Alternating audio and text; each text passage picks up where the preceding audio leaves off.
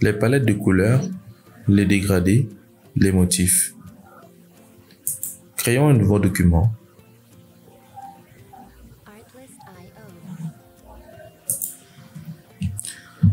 À chaque fois que vous allez réaliser votre projet, vous aurez besoin de, premièrement, dessiner des formes, définir des polices et ensuite, gérer les couleurs. Nous allons à présent voir les palettes de couleurs.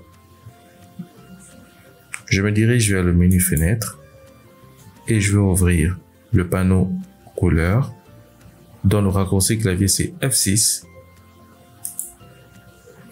Du coup, je vais obtenir deux palettes.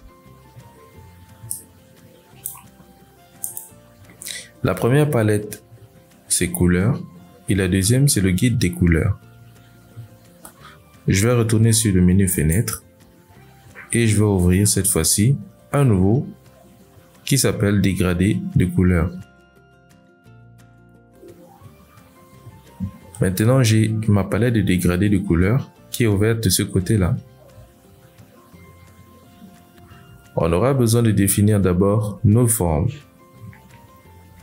Je vais prendre une forme géométrique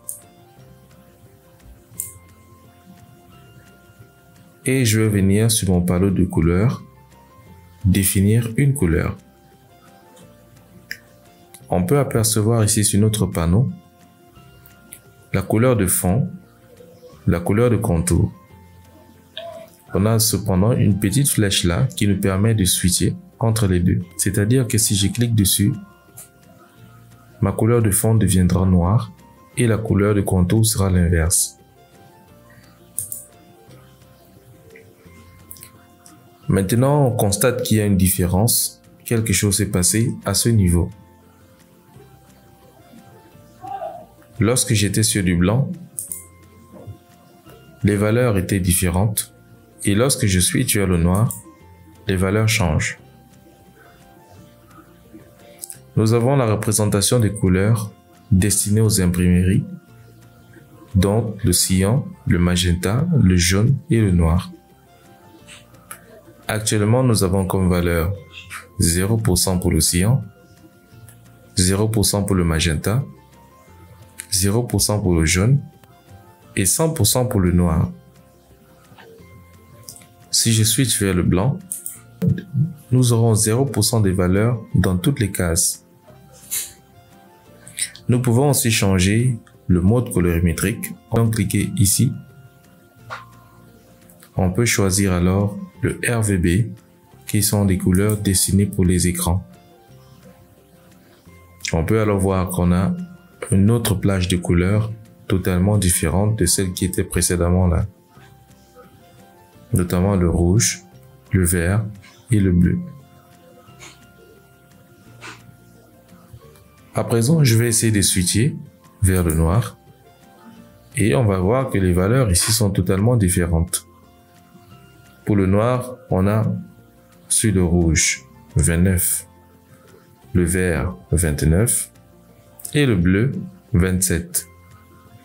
Mais on a aussi un code de couleur juste en dessous qui précède un dièse. On peut alors changer le mode de couleur et prendre un autre encore si on le souhaite, notamment le TLC, notamment le TSL. Si on switch, on a les mêmes résultats, mais on a les valeurs différentes. Je vais à présent choisir une couleur au hasard sur cette petite palette, notamment ce vert, et on peut voir les valeurs qui s'affichent là. Je vais changer le mode de couleur une fois de plus. Je prends le RGB Web Sécurisé. Si vous avez besoin de travailler avec des couleurs dessinées pour le web, ce serait plus facile pour vous d'utiliser ce mode. On a toujours le rouge, le vert et le bleu. Mais cette fois-ci, on a des couleurs qui sont plus sécurisées, c'est-à-dire des couleurs qui vont fonctionner au mieux sur le web. Si je choisis une couleur ici au hasard, on a une couleur directement adaptée qui nous est proposée. Maintenant, nous allons revenir sur le CMJN, les couleurs destinées aux imprimeries. Et nous allons définir nos couleurs en cliquant sur une palette au hasard. Je peux décider de supprimer le fond ou alors de supprimer le contour. En cliquant dessus, je clique sur le contour par exemple et je vais venir supprimer par ici. Si je souhaite ajouter du contour par une couleur par défaut, notamment le blanc ou le noir, je peux venir choisir directement ma couleur là et elle s'applique sur le contour. Je vais la supprimer pour cette fois-ci. On va donc s'arrêter uniquement sur le fond. À présent, nous allons voir le guide des couleurs.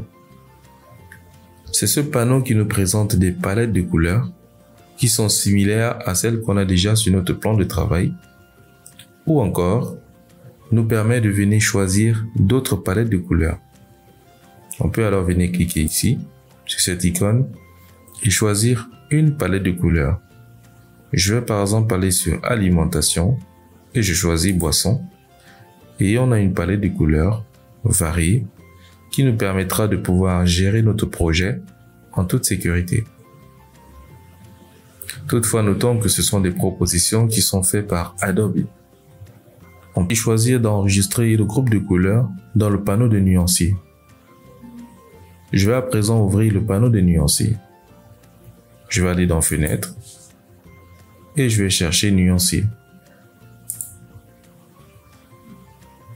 Voilà mon panneau de nuancier. Je le déploie.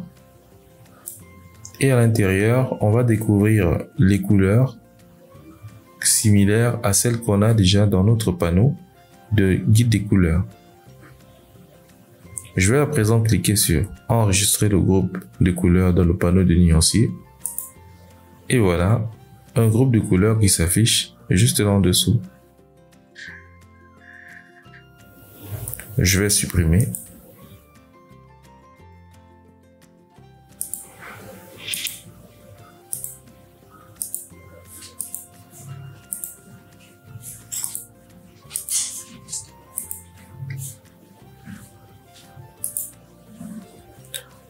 Nous pouvons décider de choisir un mode de couleur et ajouter à notre nuancier. Je vais revenir sur alimentation et je vais prendre boisson. Du coup, j'ai un nouveau panneau qui va s'ouvrir. Je peux choisir d'importer les couleurs vers mon nuancier directement. Question de pouvoir le garder à l'intérieur et l'utiliser régulièrement. Je vais alors choisir ce pack de couleurs que j'ajoute directement dans mon nuancier.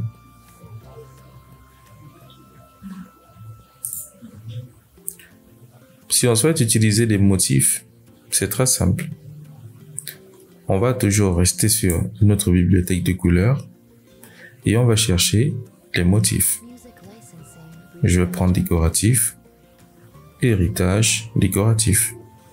C'est juste à titre d'exemple. J'ai à présent quelques motifs que je peux appliquer sur ma forme, etc.